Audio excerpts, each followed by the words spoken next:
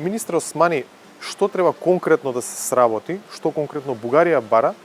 да биде завршен до 10 ноември, за да се согласи со нацрт преговарачката рамка, која што пак од друга страна е вовед во одржувањето на првата меѓувладена конференција? Мислам дека последниот период, дел од објективни, дел од помалку објективни причини, имало ослабната комуникација која што не довело можеби до ова ситуација, тоа е пандемијата, тоа се изборите. И овој период ние треба да се обидеме преку поинтензивна комуникација да ги вратиме работите во првобитната рамка. Рамката е точно дефинирана, инструментите ги знаеме, тоа се засновува на договорот за добрососедски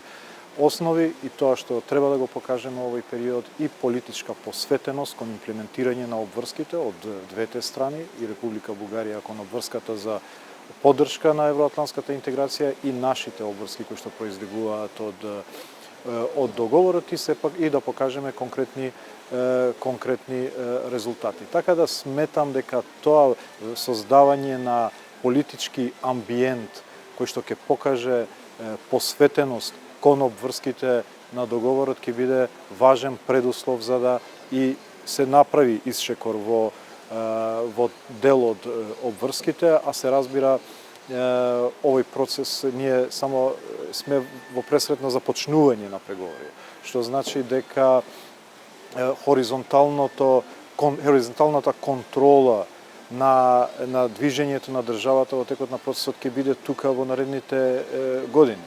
Се разбира дека сите прашања не може да се решат во една недела, две недели, меѓутоа посветеноста, политичката волја, сериозноста во пристапот од двете страни, јасните механизми како треба да се движиме напред, мислам дека може да биде формулата како заеднички да излеземе од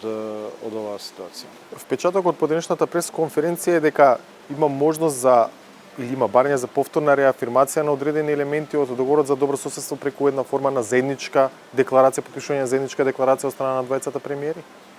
Ние тука разговаравме дека постои политичка волја од двете страни да продолжат и да негуваат пријателството, кое се засновува и на договорот за добрососедски односи и се договоривме да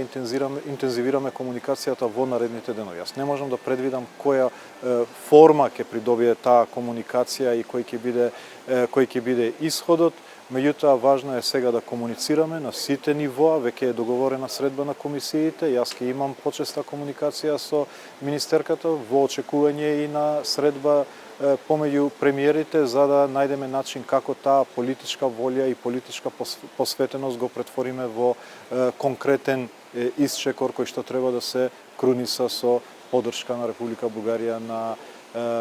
започнувањето на преговорите. Дали по денешните средби со премиерот Борисов и со шефица на дипломатијата Захариева сте оптимист дека е можно во декември да се одржи првата меѓувладена конференција? Мислам дека успехот нема алтернатива овој пат, затоа што е ова историски важен момент за двете држави.